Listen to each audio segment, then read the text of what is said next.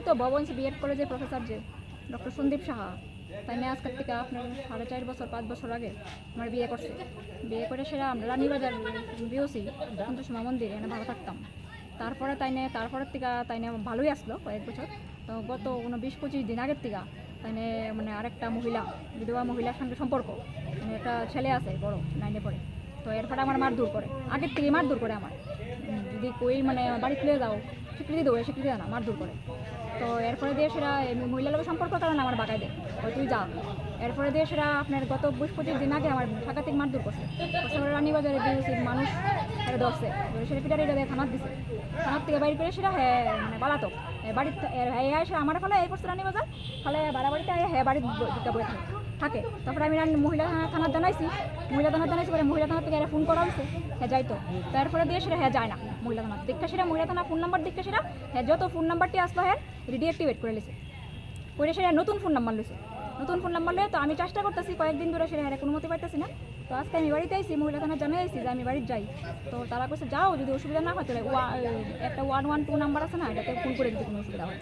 তো বাড়িতে এসে পরে হ্যাঁ তো জানো না আমি তো বাড়িতে আছি, সামনে কইতেছে বাবারে ফোন করে বলেছে আমি তো চেন্নাই আছি। হ্যাঁ তো তোমার ফোনটা কি লাউডে নি? ফোনটা লাউডে নি, স্পিকারে নি? দেখো ফোনটা কী অবস্থায় আছে। তারপরে কইতেছে কয় লাউড স্পিকারে নিয়ে আসে, আমি তো চেন্নাই আছি। কয়ে সেটা কইতেছে কয় ফোন নাম্বারটা করে দিও না, এই ফোন নাম্বারটাতে কেউ না পায়, নতুন ফোন নাম্বারটা ডিলিট করে দাও। এরপরে আমি ফোনটা ধরছি, ফোনটা কইছে তুমি কই? কতরে চিনি না। আমি তোমার আমি ছিল না, আমি বাড়িতে আছি। বাবারে কত তারি পিঠে বাই করো, তাই কারে বাড়িতে আছে আমার, তাই কেউ না, অক্ষণে তারি পিঠে বাই করো, এই কথা কইতেছে। হ্যাঁ এরপরে কয়েক আমি অক্ষণে ফোনটা ব্লক করে লেগেছি, ব্লক করে লেগেছে ফোন। এই নিয়ে কয়টা বিয়ে করছে উনি? উনি কয়টা বিয়ে করছে? উনি আগের বউ ডিভোর্সি, উনি আগে ডিভোর্স হয়েছে ডক্টর সন্দীপ সাহার বউ হচ্ছে শতাব্দী ভট্টাচার্য, ডিভোর্সে গেছে। এবার আমি হচ্ছে সেকেন্ড ওয়াইফ। আচ্ছা, আপনার সাথে কিভাবে পরিচয় হয়েছে উনি? আমি ওনার কলেজে বিএড কলেজের ছাত্রী, বিএড কলেজে পড়ছি, ওখান থেকেই পরিচয়। আচ্ছা, আপনি কয়টা বিয়ে করছেন? আমি কয়টা বিয়ে করবো বাবা, আমার তো আমার হাজব্যান্ড, আমি তো ওনার সেকেন্ড ওয়াইফ। আচ্ছা, যোগাযোগ হয়েছে নি? ওনার বোনের সাথে যোগাযোগ হয়েছে, ওনার বোনের সঙ্গে কথা কইছি। তো ওনার বোনে কইতেছে কয় এই মানে তোমার আমরা বাড়িতে আনলে মানতাম না, কই কেড়ে বাড়িতে এলে মানতাম না, এমনি তো মানতাম না, কারণ এই যে বিয়ে করছে আমরা তো কইছে না।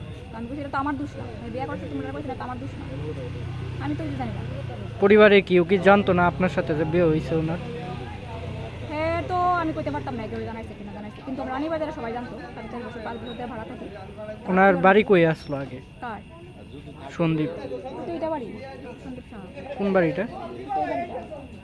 পিছনের বাড়ি। আপনি কিভাবে জানছেন উনি যে এই বাড়িতে থাকে? ওমা উনি বাড়ি না দেখাইছে আমারে।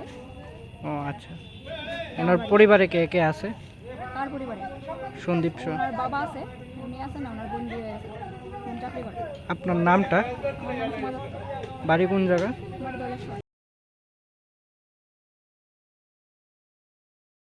বিষয় হচ্ছে এখানে ডাক্তার সন্দীপ শাহ মানে সুভাষ শাহর ছেলে, উনি বলছে প্রথমে ওনার ওয়াইফ ছিল, এই নাম কি চক্রবর্তী জানি, উনি বিয়ে করেছেন। বিয়ের পরে তারা ডিভোর্স হয়েছে, ডিভোর্স হলো। তারপরে দেখা গেল কি ডিভোর্স হয়ে গেছে। তারপরে হঠাৎ করে এই মহিলা পাড়ার মধ্যে দেখা যাচ্ছে যে ওনাকে 1-1.5 বছর ডিভোর্সের আস্তে আস্তে ডিভোর্সের 9 মাস থেকে 1 বছর পরে দেখা যাচ্ছে ওনাকে এই বাড়িতে আসা যাওয়া। কেউ আসতে পারে কেউ বাড়িতে, তার জন্য কিছু না। পাড়ার ছোট ছেলেরা 1 দিন 2 দিন 4 দিন ফলো করছে।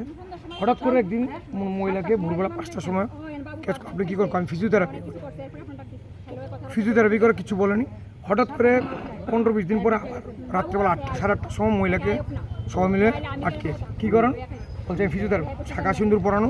তখন কিন্তু মহিলা কিছু বলেনি যে ওর সঙ্গে আমার বিয়ে হয়েছে বা এমন কিছু। আজকে শাঁখা সিঁদুর পরে মহিলা এসে পাড়া গরম করে বলছে যে ও আমাকে বিয়ে করেছে। এই কোথাও উজ্জয়নে গিয়ে মার অস্তিত্বে গিয়ে উনি নাকি উজ্জয়নে বিয়ে করেছে, ওনাকে স্বীকৃতি দিচ্ছে না। তারপর আমি মহিলা থানার ওসির সঙ্গে কথা বললাম। উনি বলছে যে আমাকে সব ফটোগ্রাফ আমাকে দেখিয়েছে যে উনি বিয়ে করেছে, তার কাছে ডকুমেন্টস আছে। ওসির সঙ্গে উনি এসে এখন বলছেন যে আমার বাবুর বাড়িতে যাও। বাবুকে ওনার শ্বশুর বলছে আমি কে আমি চিনি। এটা নিয়েই ওনার সরগরম রাস্তা গরম হয়ে আছে। এখন আপনারা এলাকাবাসীরা কি চান? এলাকাবাসী যাচ্ছে যদি ও যদি বিয়ে করেই থাকে, ও ওনাকে স্বীকৃতি দেখ, আর যদি এমন কিছু নাই হয়ে থাকে ওনাকে উপযুক্ত শাস্তি দেব। এখন কি ওনার বাড়ির সাথে লোকদের সাথে কথা বলেছেন আপনার? হ্যাঁ, ও তো উনি মানে সন্দীপের বাবার সঙ্গে কথা হয়েছে, উনি এতক্ষণ এখানে ছিল, আমি জানি না। তারপর বলছে আমি কিছু জানি না, উনি বাড়িতে ঢুকে গেছে। আবার যতটুকু শুনলাম আশপাশের লোক, পাড়ার লোকরা বলছে সন্দীপ বাড়িতেই আছে, এখনও হয়তো সাইডে লুকিয়ে গেছে, সেটা আমরা বলতে পারবো না। আপনার পরিচয়টা? আমি রাজু ভট্টাচার্য, আর এই এলাকাটার নাম? রাম ঠাকুর বয়েজ স্কুল, রাম ঠাকুর রোড, রাম ঠাকুর বয়েজ স্কুল। ঠিক আছে।